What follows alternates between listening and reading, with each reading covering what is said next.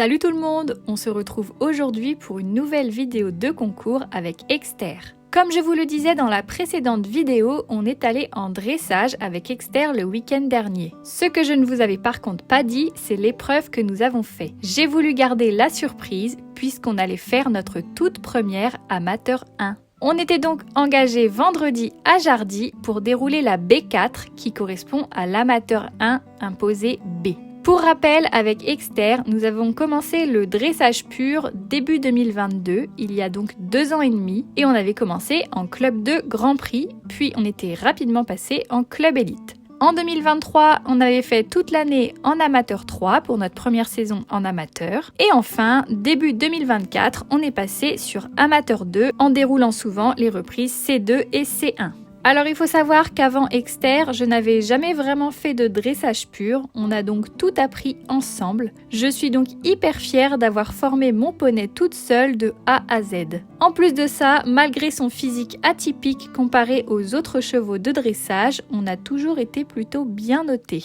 Ce vendredi, j'ai donc décidé de passer un nouveau cap en déroulant notre première Amateur 1. J'y allais clairement dans l'idée de finir dernière avec un objectif de pourcentage à 60%. Et même si on allait probablement se taper la honte, j'avais vraiment envie de la dérouler pour le plaisir. Lors du concours, l'avantage au paddock, c'est que c'était la même détente pour les 2 carrés de dressage, donc on ne faisait pas trop tâche puisque l'on détendait en même temps que les amateurs 3 qui déroulaient la reprise D3. Sur la détente, Exter était plutôt bien à l'écoute, par contre il ne voulait pas du tout passer les changements de pied sans charger. J'avoue que c'est quelque chose que l'on ne maîtrise pas trop encore, il change toujours en 2 temps et en plongeant complètement en avant. Mais bon, pour le reste, il exécute plutôt bien tous les mouvements. Donc c'est parti, direction le rectangle de dressage.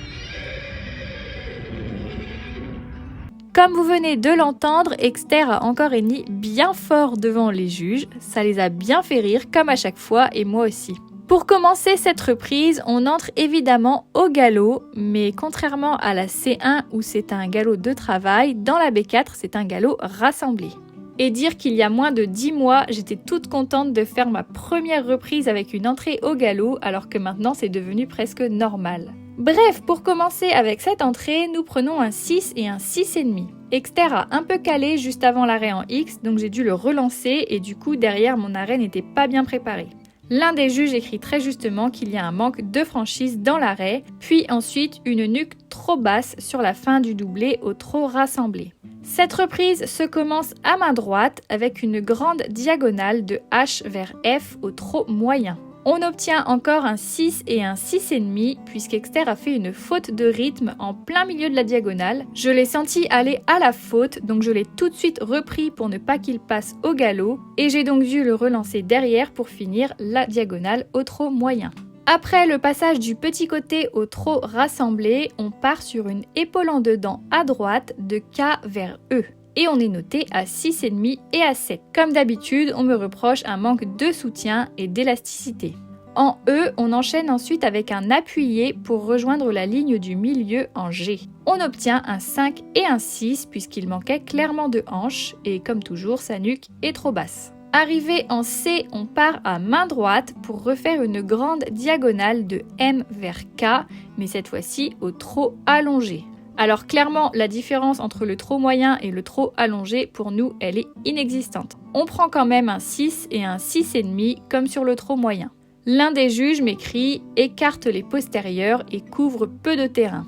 On a aussi une petite note juste pour les transitions montantes en M et descendantes en K et on obtient 5,5 et 6,5 car les transitions ne sont pas assez marquées. Ensuite, comme à l'autre main, on effectue une épaule en dedans à gauche sur la piste de F à B. Et comme à l'autre main, on obtient un 6,5 et un 7. En B, on enchaîne avec l'appuyé à gauche jusqu'à la ligne du milieu jusqu'à la lettre G. Et cette fois-ci, on obtient 2,7. Arrivé en C, on passe une transition au pas pour ensuite partir à main gauche.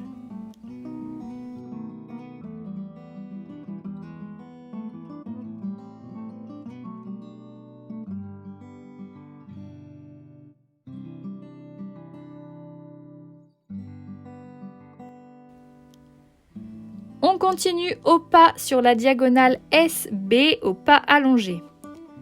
Et comme toujours, le pas est la meilleure allure d'Exter.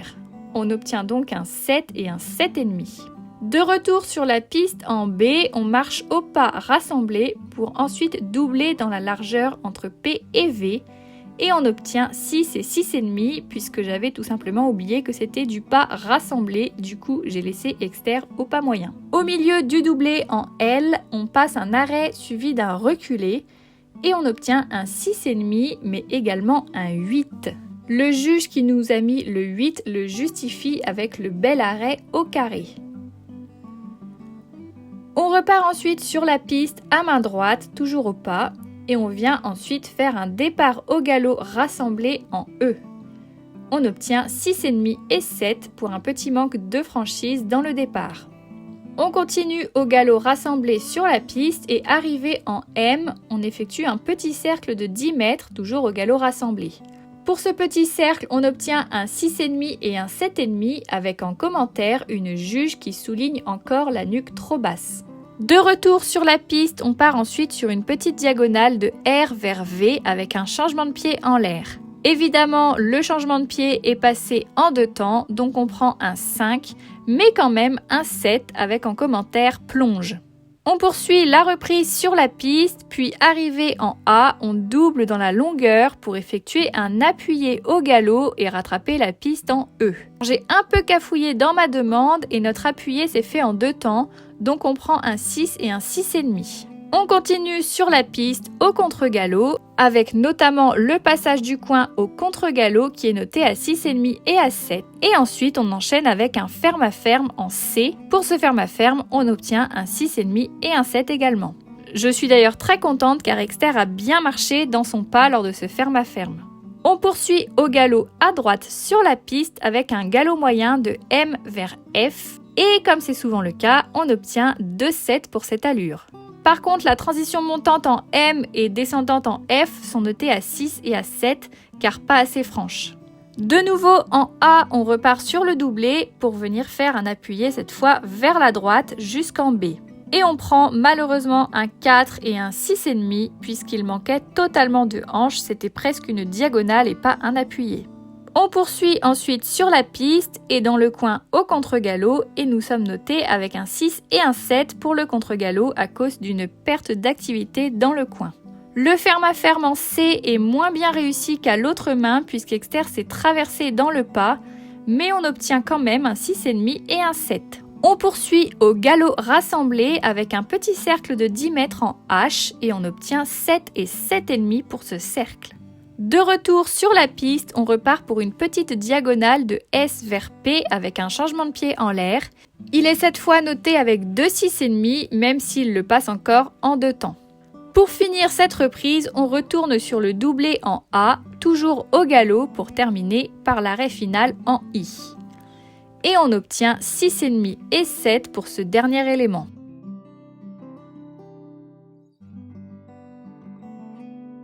Concernant les notes d'ensemble, Exter obtient 2,7 pour ses allures, un 6 et un 6,5 pour son impulsion, un 6 et un 7 pour sa disponibilité et pour ma part, j'obtiens 6,5 et 7 pour ma position. On sort donc avec une moyenne de 65,8%, soit presque 66%.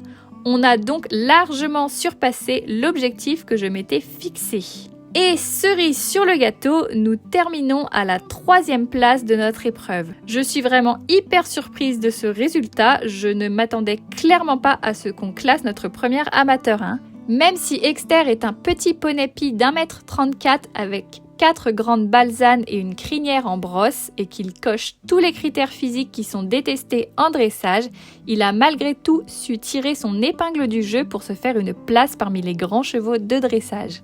Je le redis, mais je suis vraiment trop fière de nous et de notre évolution dans la discipline. Pour terminer cette vidéo, je voulais juste vous parler d'Akamas. Pour ceux qui ne nous suivent pas sur Instagram et qui ne sont pas au courant, mais Akamas s'est fait une D-Smith. Depuis une grosse semaine, je trouvais son tendon un peu gonflé, mais aucune boiterie. J'ai donc fait venir la Veto qui a fait une radio et une échographie de son membre et elle a été très surprise de découvrir cette D-Smith puisque visuellement ça ne paraissait pas si grave. Évidemment, comme je connais mon poney par cœur, je sentais bien que quelque chose n'allait pas, c'est donc pour ça que j'ai fait appel à la vétérinaire. Il va donc devoir rester pendant 6 semaines au box.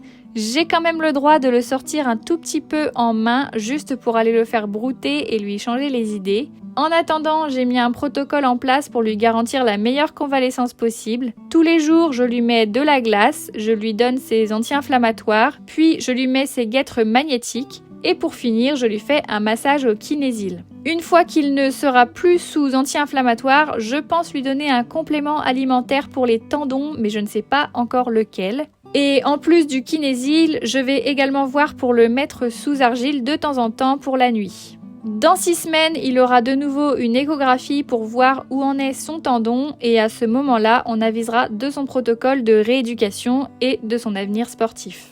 Normalement, si les soins sont bien faits, il ne devrait pas avoir de séquelles, donc je croise les doigts pour que tout se passe bien et que moralement, il ne déprime pas trop de ne rien faire durant ces 6 semaines.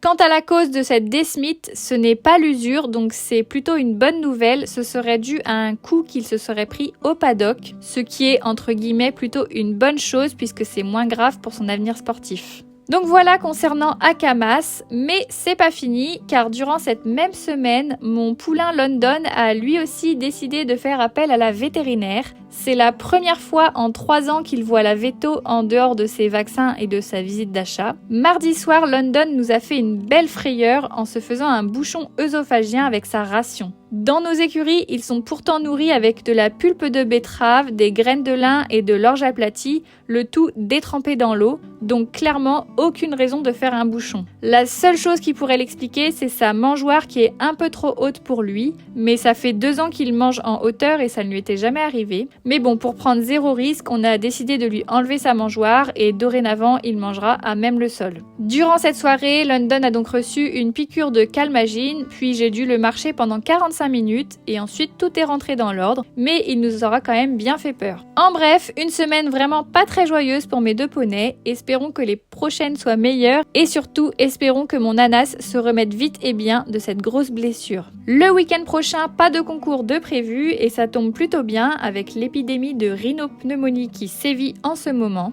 Mais on ne restera pas sans rien faire puisqu'un stage avec un cavalier de CCE est organisé dans nos écuries. Donc voilà, c'en est tout pour cette vidéo, j'espère qu'elle vous aura plu. Comme d'habitude, n'hésitez pas à liker et commenter la vidéo et à vous abonner à la chaîne. Sur ce, je vous fais à tous de gros bisous et je vous dis à bientôt dans une prochaine vidéo.